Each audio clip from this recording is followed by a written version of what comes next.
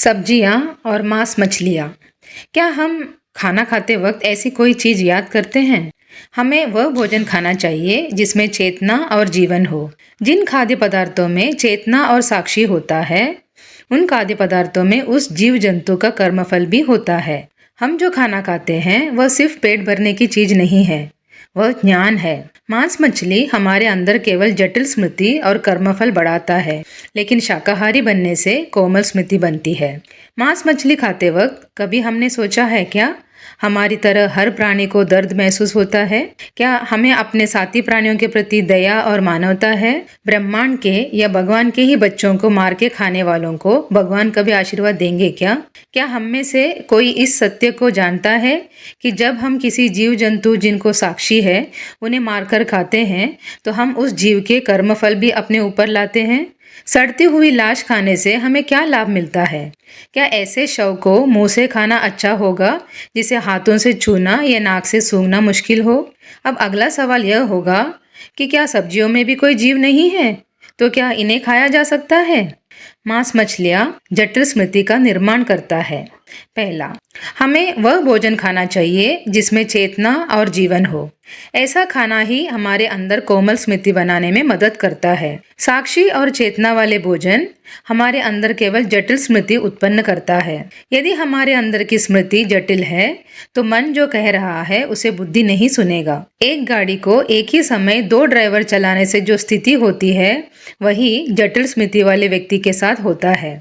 मन जो कहता है वह बुद्धि नहीं मानता और बुद्धि से जो कार्य करता है उसे मन नहीं मानता। इसके परिणाम स्वरूप हमारे अंदर चिंता, भ्रम, चिड़चिड़ापन, जीवन शैली संबंधी बीमारियां, अनिद्रा, असंतुष्टि से लेकर ग्लोबल वार्मिंग तक जाती है। दूसरा, व्यक्ति को उस प्राणी का कर्म अपने ऊपर लेना पड़ता है। हर प्राणी अपना जन्म यहाँ पूरी तरह जीने के लिए जन्म लेता है। इंसानों की तरह इन प्राणियों में भी जीवन, चेतना और अंतरात्मा है। हर एक प्राणी में जन्मों का उसका कर्मफल अंतरात्मा में दर्ज होता है। जब हम इसे बीच में ही मारकर खा लेते हैं तो हम इसके कर्मों का भी ग्रहण करते हैं। किसी भी जीव की मृत्यु से कुछ क्षण पहले उसकी साक्षी खुल जाती है और उस जीव के कर्म प्रभाव सभी कोशिकाओं में फैल जाता है। समुद्र के पानी का स्वाद चखने के लिए आपको समुद्र का सारा पानी पीने का जरूरत नहीं है। इसी प्रकार अगर हम एक छोटा सा टुकड़ा भी खाते हैं तो उस जीव का पूरा कर्म प्रभाव हमारे अंदर आ जाता है। हमारे यह संपूर्ण जीवन अपने कर्मों का फल भोगने के लिए पर्याप्त नहीं है। फिर उस स्थिति के बारे में सोचे जब हमें अन्य प्राणियों के कर्मों का फल भी भुगतना पड़ने का परिस्थिति। तीसरा, सड़ने वाले पदार्थ से हमें कोई गुण नहीं मिलता। लाश से बना खाना बोलने से सबको बड़ी तकलीफ होती है, लेकिन एक बार सोचने से पता चलेगा कि यही सत्य है। अगर हम मर गए तो हमें लाश ही कहा जाता है। वैसे ही कोई भी प्राणी मरने के बाद वह लाश ही है। एक बार जब जीवन चला जाता है तो अगले ही पल बैक्टीरिया काम करना शुरू कर देता है, उसका सड़ना शुरू हो जाता है। तो एक सड़ती हुई चीज से हमें क्या लाभ मिलता है? इसका कोई लाभ नहीं है, सिवाय इसके कि उस प्राणी के कर्मों का फल हमारे अंदर लाता है और जटिल स्मृति बन जाता है। चौथा, क्या कोई ऐसी चीज जो हाथों से छूना या नाक से सूंघना मुश्किल हो, वे मुंह से खाना अच्छा होगा? अब खाना पकाने और खाने से पहले उसके प्रति हमारे दृष्टिकोण के बारे में सोचें। चाहे वो मछली बाजार में हो, बुच्छड़ खाने में हो या कोई सुपरमार्केट में हो जहां आपको बहुत अच्छी तरह से पैक करके देते हैं, फिर भी आप अपनी नाक ढककर हाथ की उंगलियों से दूर पकड़कर दूसरी चीजों से मिलाए बगैर घर लाकर अच्छे से धो के उसका गंध और कितना पुराना है पता न चलने के लिए अच्छे से मिर्च मसाला डालकर पकाते हैं।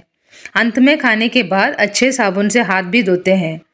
क्या जो चीज हाथों से छूना या नाक से सूंघना मुश्किल हो वही मुंह से खाना अच्छा है? ब्रह्मांड स्वयं आपको दिखा रहा है कि यह खाने के लायक नहीं है। बाहर साबुन से साफ कर सकते हैं, मुंह में माउथवॉश का इस्तेमाल किया जा सकता है, पर अंदर गई हुई चीज को क्या करेंगे? अगर चाय में एक मक्खी गिरी तो हम हंगामा खड़े करते हैं, लेकिन वही मरी हुई मुर्गी को काटकर चावल में छुपा के रखे तो हम खुशी खुशी खाते हैं। पांचवा, उस जीव का दर्द, भावनाएं और विचार सभी ओजोन स्तर में तक परिवर्तन का कारण बनता है। किसी भी प्राणी के लिए उसकी जीवन से बढ़कर कुछ भी नहीं है। जब हमारा सबसे करीबी व्यक्ति मर जाता है, भले ही वह हमारे लिए कितना भी प्रिय कहलाए, तो भी हम उसके साथ अपना प्राण नहीं त्यागते। मतलब हमारा जीवन ही हमारे लिए सबसे बड़ा है। कोई भी प्राणी मुझे मार के खा लो नहीं बोलेगा। उस प्राणी का दर्द, भावनाएं और विचार सभी ओजोन स्तर में तक परिवर्तन का कारण बनता है। हम किसी प्राणी को मारने के बारे में जब सोचते हैं तो उस प्राणी को तभी वह पता चल जाता है। हमारे विपरीत वे ब्रह्मांड की भाषा समझते हैं। ब्रह्मांड के लिए इंसान और जानवर एक ही है, कोई भेदभाव नहीं रखता। 10 बच्चे हैं सोचकर कोई भी उसमें से किसी एक बच्चे को मारने के लिए देंगे क्या? हमारे बच्चे की एक उंगली में चोट आई तो हमसे सहन होगा क्या? उनके दर्द को जानना है तो अपने ही शरीर के एक भाग को काटकर कड़ी बनाकर देखना चाहिए। इतना बड़ा पाप करने वालों को ब्रह्मांड कभी आशीर्वाद नहीं देगा। 6वां, ब्रह्मांड का श्राप और बेचारे जीव जंतुओं का श्राप दोनों मिलता है। क्या प्रियजनों की मृत्यु हमें जीवन भर परेशान नहीं करते हैं? ब्रह्मांड के बहुत से बच्चों को मारकर खाने वालों पर ब्रह्मांड कोई दया दिखाएगा क्या? कोई देवता गुरु आशीर्वाद नहीं देगा। हत्या करके उसको खाते खाते हमने दया और मानवता खो दी है। बेचारे जीव जंतुओं का श्राप और ब्रह्मांड के श्राप से हमें कभी भी मानसिक शांति नहीं मिलेगी। 7वां, गुरु निंदा विनाश है, मानसिक शांति नहीं होगी। श्री नारायण गुरुदेव की द्रविड़ भाषा की एक वाणी है, निरुपद्रवमाम जंतु निरये तन हिदत्तिनाय वदिप्पोनु वरा सौख्यम वाणालुम चत्तु पोगिलुम। मतलब जो आपने स्वार्थ तात्पर्य के लिए जीव जंतुओं की हत्या करके खाते हैं, उसे जीवित रहते हुए और मरने के बाद भी शांति नहीं मिलेगी।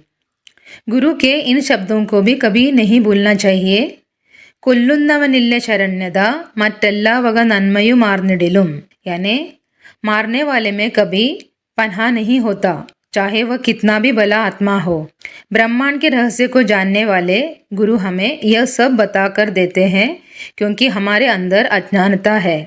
गुरु की निंदा करने से विनाश होता है, मन की शांति नहीं मिलेगी। तो अगला प्रश्न यह होगा कि क्या पौधों में भी जीवन नहीं होता? क्या आप सब्जियां खा सकते हैं? सब्जियां, पेड़ पौधे इस ब्रह्मांड के निस्वार्थ निर्वाहक है। अगर एक आम तोड़ लिया जाए तो उसकी जान गुठली में है। इसके मांस वाले भाग में ब्रह्मांड की चेतना है, न कि शरीर चेतना। जब एसएमएस ध्यान करते हैं तो हम भी ब्रह्मांड की चेतना में लीन हो जाते हैं और जिसके कारण हमारे शरीर में जो कुछ भी होता है उससे हम अनजान होते हैं। हम में से कई लोगों के शरीर में चींटियां, मक्खियां और मच्छर प्रवेश कर चुके हैं, लेकिन हमें कुछ पता नहीं चलता। सांप काटे तो भी पता नहीं चलता। वापस शरीर की चेतना में आने के बाद ही हमें इसका पता चलता है। सब्जियां और फल ब्रह्मांडीय चेतना पर आधारित है, इसलिए दर्द नहीं होता। आम की गुठली जिसमें जीवन होता है उसे जहाँ फेंको वहाँ से उगता है और इस तरह नया जन्म लेता है। यह केवल किसी विशेष व्यक्ति के जगह ही उगेगी, ऐसा कुछ नहीं।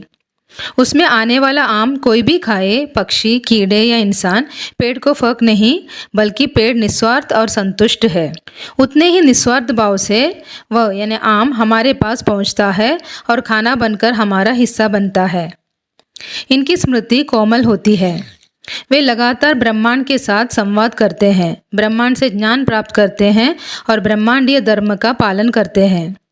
हमारी भी जरूरत कोमल स्मृति है जो भोजन के रूप में हम तक पहुंचते हैं। वे भी अगले स्तर तक पहुंचने और अपने जन्म लक्ष्य को पूरा करने का प्रयास कर रहे हैं। वृक्ष की लकड़ी में जीवन और चेतना है, उनमें शरीर चेतना है, इसलिए जब उन्हें काटा जाता है तो उन्हें भी हमारी ही तरह दर्द होता है। लेकिन पौधों को अलग उद्देश्य होता है। जब हम एक पेड़ को काटने के बारे में सोचते हैं तो उन्हें पता चल जाता है, क्योंकि वे हमसे विपरीत सदैव ब्रह्मांड से जुड़े रहते हैं। जिस क्षण से उन्हें पता चलता है कि उन्हें काट दिया जाएगा, वे निस्वार्थ भाव से इस ब्रह्मांड से प्राप्त सारा ज्ञान निकट के पौधों तक पहुंचा देते हैं और निष्क्रिय हो जाते हैं। फिर वह हमारे स्वार्थ के लिए अपना बलिदान देकर अपने जन्म को श्रेष्ठ बनाता है। इसलिए लकड़ी से बनी कोई भी चीज़ हमें खुशी नहीं देगी। किसी पेड़ को काटते समय उनकी अनुमति लेने और केवल अपनी ज़रूरतों के हिसाब से ही काटने की प्रथा थी। इसके लिए हमें ब्रह्मांड की भाषा समझना जरूरी है। इस प्रकार जब किसी पेड़ को पूरी तरह से नष्ट किए बिना काटा और उपयोग किया जाता है, तो हम देख सकते हैं कि पेड़ बचे हुए हिस्से से अपने आप उगाता है। आयुर्वेद में हमारे ऋषि मुनियों के पास औषधों को तोड़ते वक्त समय और अवधि देकर पौधों की अनुमति लेने की प्रथा थी। यदि हम भी इस ब्रह्मांड में निस्वार्थ भाव से रहना शुरू कर दे, तो इस ब्रह्मांड के सभी प्राणियों की भावनाओं और विचारों को समान तरीके और गहराई से जानना और समझना संभव है। अब अगला सवाल यह होगा कि हम चावल मटर खा रहे हैं, तो उसका क्या? हर जन्म का अपना लक्ष्य होता है।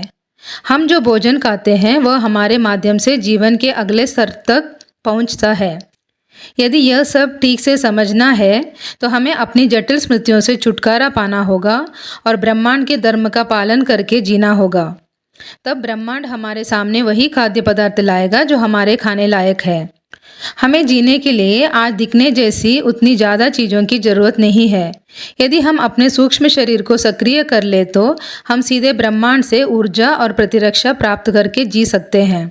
ब्रह्मांड ही हमें बताएगा कि क्या खाना चाहिए और क्या नहीं खाना चाहिए। तब हमारे मन में कोई प्रश्न या शंका भी नहीं रहेगी। सब्जी हमें सिर्फ कोमल स्मृति प्रदान करती है।